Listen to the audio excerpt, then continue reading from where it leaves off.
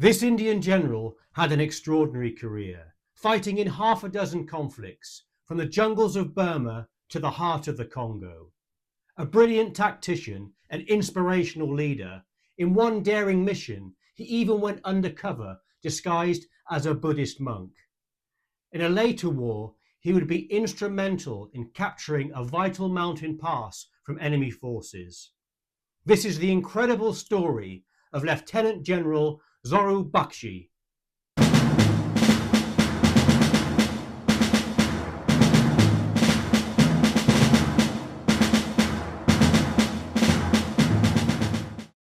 Recently, I'd had a few requests to look into more modern era Indian medals or decorations, and thought, why not combine that with also exploring the military career of one of India's most decorated and revered soldiers, Lieutenant General Zorawar Bakshi, later known widely as Zoru.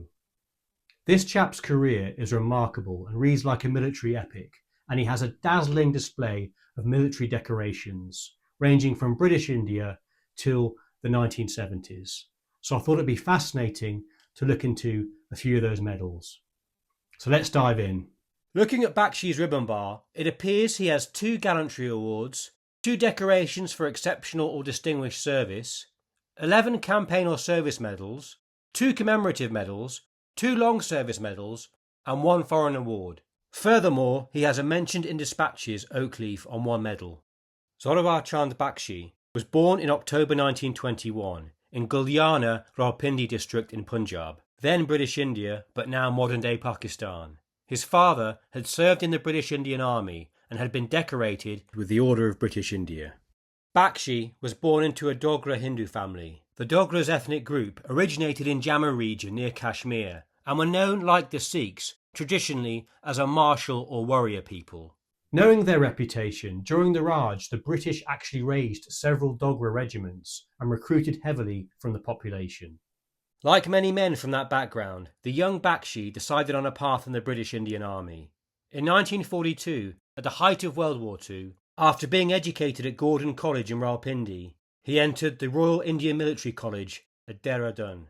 After graduating, Bakshi was then commissioned as a second lieutenant in the infantry in June 1943, and after a short attachment to a British regiment, joined the 16 Battalion, 10th Baluchi Regiment of the British Indian Army. The 10th Baluchi Regiment was originally based in Karachi and mainly recruited from Baluchistan. With a massive need for manpower in World War II, they expanded their recruitment. The regiment was reportedly made up of a Hindu-Muslim mix, 2/3 Muslim and 1/3 Dogra Hindu Brahmin. The 10th Baluchis had a distinguished service record, being the first Indian regiment to engage German forces in World War I on the Western Front.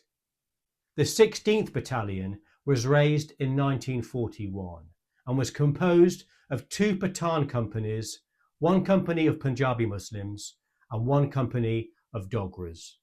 Unlike Dogras in most other regiments, the Baluchi Dogras were not Rajputs but Brahmins. Bakshi was assigned to one of the Pathan companies. The battalion was commanded by a British colonel with an Indian major as 2IC. The Baluchis at the time were fighting in Burma, where the Japanese were threatening to invade India. Bakshi's battalion was part of the All-Indian 51st Infantry Brigade and spent the majority of its time with the 25th Infantry Division. The division was designated a specialist role as jungle fighters and would fight mainly in the Arakan region.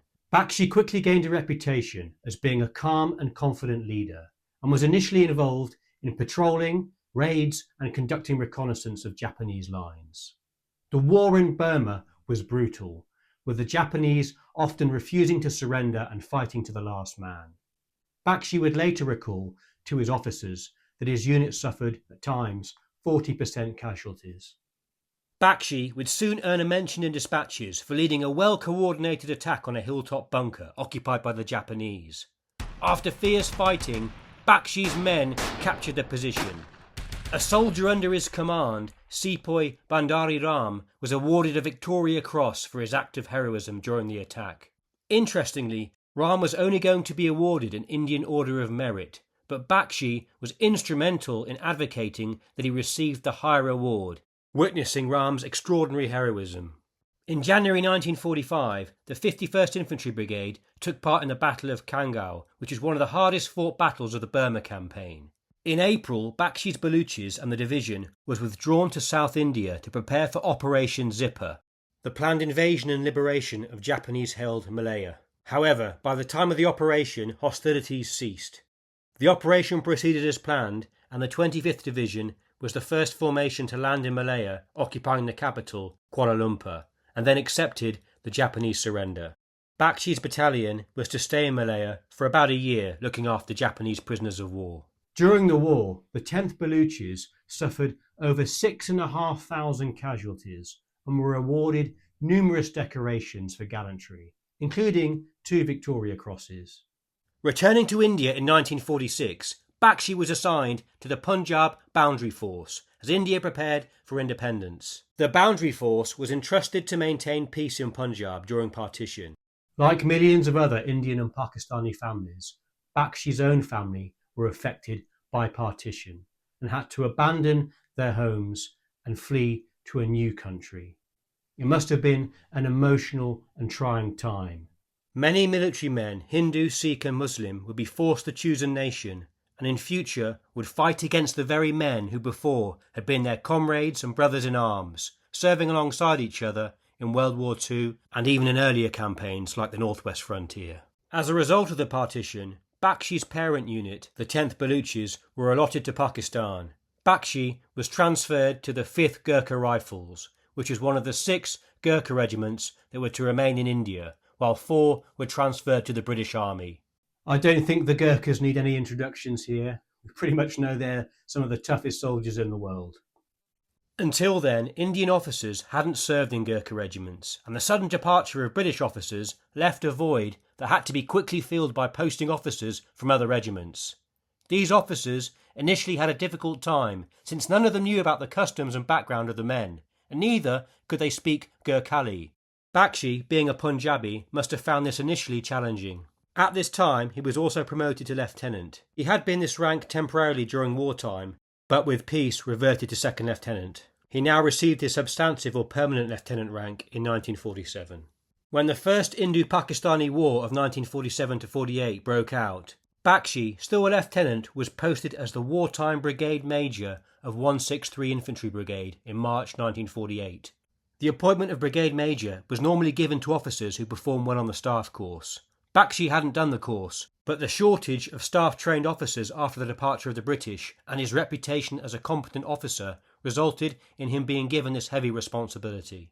Despite his staff role, Bakshi was still in the thick of the fighting during the Battle of Tithwal, when Indian forces attempted to evict Pakistan-backed tribal militias from the key Nastachun or Sadha Pass. This was one of the fiercest and longest engagements of the war. Throughout his career, Bakshi was no armchair general, and he would choose to eat, sleep and march with his men, even in the harshest of conditions. He would lead from the front and would refuse to stay in cushy, safe, rear echelon command posts. This would inspire the respect from his men. For his leadership and displaying conspicuous gallantry, he was awarded a Veer Chakra, the rough equivalent of a British military cross. With the war ended, he reverted to his rank of lieutenant, but was quickly promoted to captain in 1949. That same year, Bakshi was assigned the task of carrying out an important strategic military reconnaissance of certain areas in Tibet, i.e. an intelligence gathering mission. At the time, India was concerned about Chinese expansion into the region and needed to carry out vital intelligence work. In a land forbidden to foreigners, Bakshi disguised himself as a Buddhist monk, reaching Gyantse and Lhasa.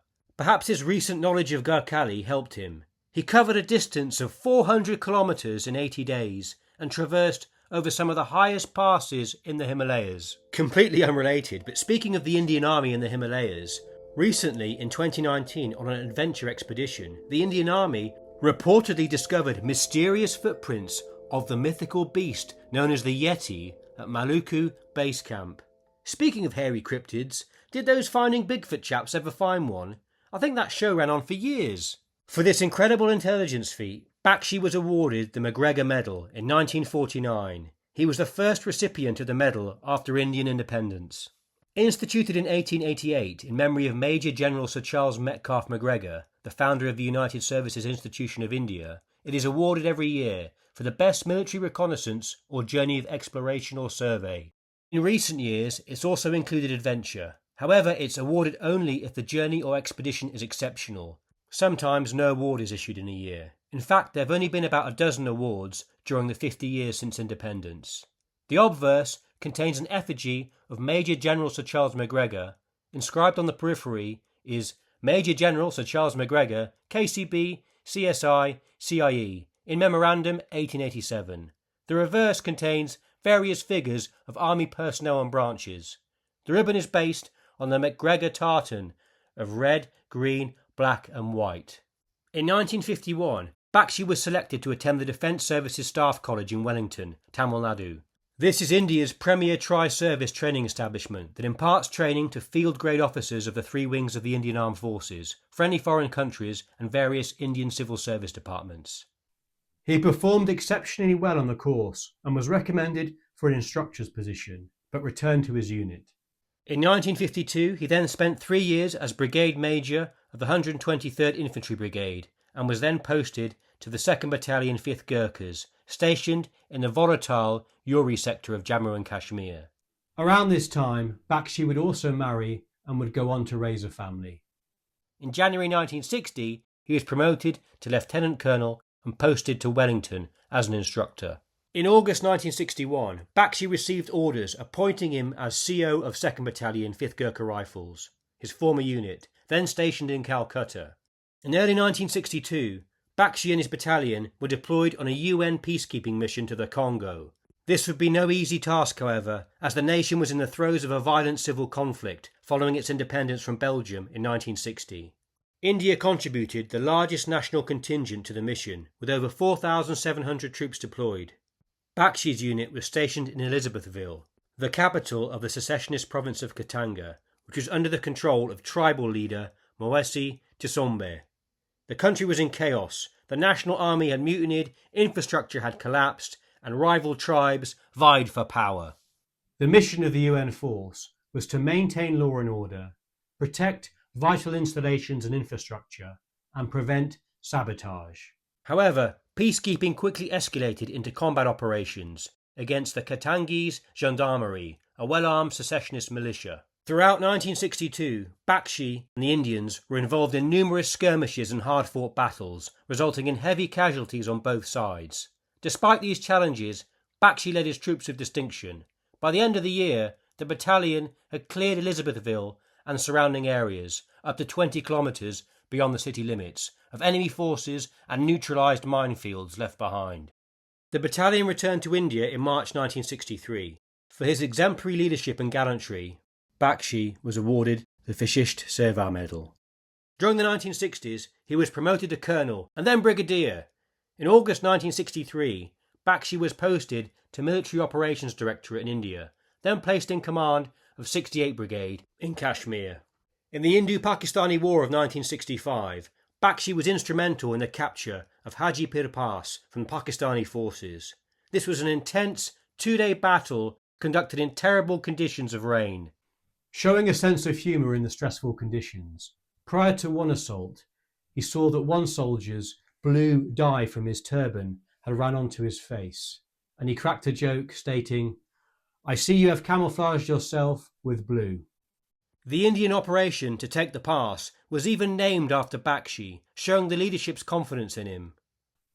As an example to illustrate just what kind of determined leader he was, I'm going to read to you his opening lines from a briefing he gave to his officers just before the operation. "Gentlemen, since 1947 we have been cribbing that government does not allow us to attack. But this time we have been given a clear mandate to capture Hajipur at any cost.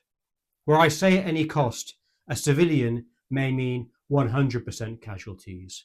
But I, as an infantryman, say only when you have had 40% casualties, come back to me. Otherwise, press home. In World War II, after my company lost 40% strength, we were prevented from pressing further. I don't want that when I fought in World War II. It means if you have 40% casualties, come back to me. Otherwise, press home. 40% casualties.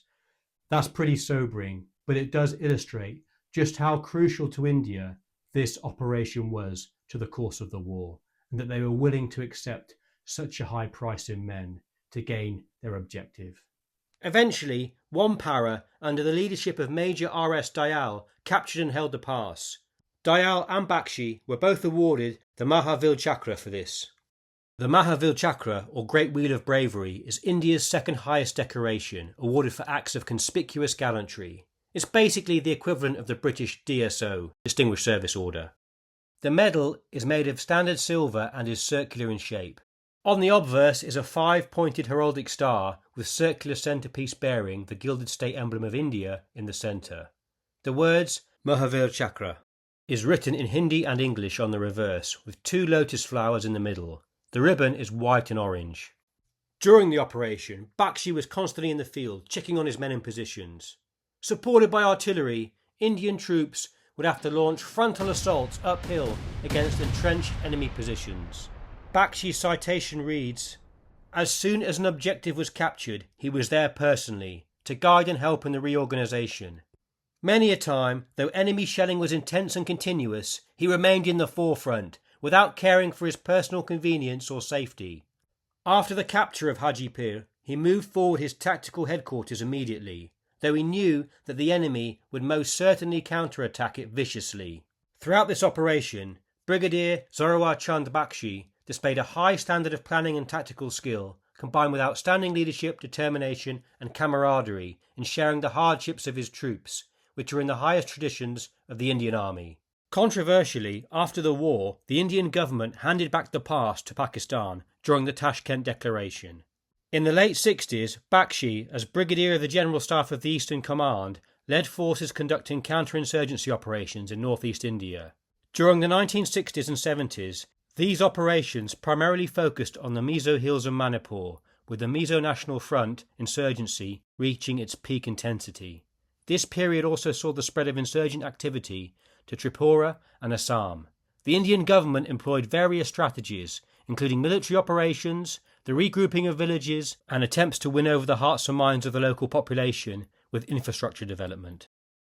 During this period, Bakshi led an inquiry into allegations involving Indian troops during operations against Nagar insurgents, and he gained a reputation for fairness, transparency, and professionalism.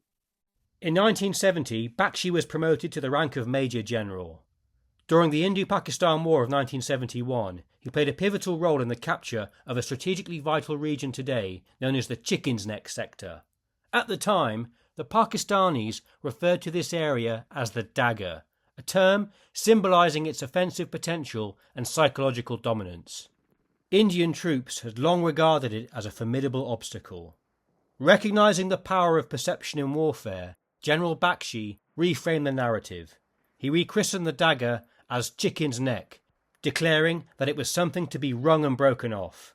This symbolic shift marked a deliberate move from a defensive mindset with the Indians to an aggressive, offensive posture, one that would prove crucial in India's success in that sector. A Major General Singh wrote in his book Leadership in the Indian Army, Biographies of 12 Soldiers, "The capture of the Chicken's Neck within 48 hours did a lot to raise the morale of Indian troops.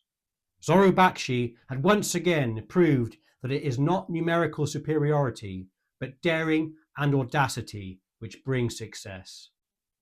Later, in 1976, Bakshi was awarded the Param Vishist Seva Medal. In September 1974, he was appointed military secretary with the rank of Lieutenant General.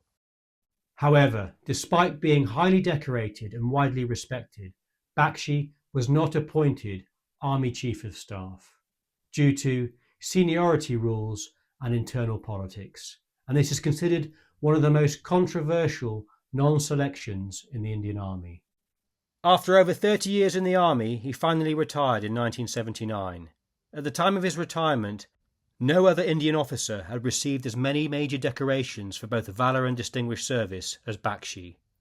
After retirement, he was elected Colonel of the regiment by the 5th Gorkha Rifles and would still lead an active life, often giving lectures and visiting former comrades.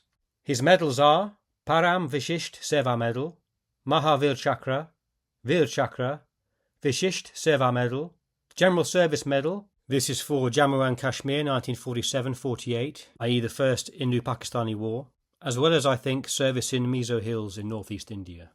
Samar Seva Star for the Indo-Pakistani War of 1965, Pashimi Star for the Indo-Pakistani War of 1971, Raksha Medal again for the Indo-Pakistani War of 1965, Sangram Medal again for service during the Indo-Pakistani War of 1971, Senya Seva Medal, a service medal for non-operational service, but under conditions of hardship and severe climate, Videsh Seva Medal, and that's presented for service outside of India, Indian Independence Medal, 25th Anniversary of Independence Medal, 20 Years Long Service Medal, 9 Years Long Service Medal. British medals include the 1939-45 Star, Burma Star, War Medal 1939-45 with mention in dispatches, and India Service Medal. I don't count these as foreign medals, as at the time Bakshi was serving the British Indian government, but clearly later on they become foreign medals. UN Medal for operations in the Congo, and finally he also received the McGregor Medal, which I believe is worn around the neck, so there may not be a ribbon for it in the traditional sense on the chest. Not sure myself, so if you do know, let me know in the comments. Thanks. Clearly, Bakshi was a highly decorated soldier, so there may be other medals or awards that I am unaware of, but I've just tried my best to capture the ones I can see evidence for. Apologies if I've pronounced anything incorrectly. Some sources on Bakshi's life do conflict or differ, so I've tried my best to be as accurate as I can. In future, I'll also have a look at some other South Asian countries' medals as well. Speaking of Bakshi, a fellow senior officer, N. Bhatania, stated, "Despite all his achievements, he remained a humble, down-to-earth man, never bragging or gloating over the wars he had fought or his decorations. He belonged to the 5th Gurkhas, who wear the chin strap of the Gorkha hat, not under the chin, but under the lower lip. He believed that signalled doing your job and not talking about it, and followed that in principle." Zoru Bakshi passed away aged 96 in 2018 and is survived by 2 sons and a daughter. An inspirational and fearless leader, he is seen today as an example of what an officer should aspire to in the Indian Army.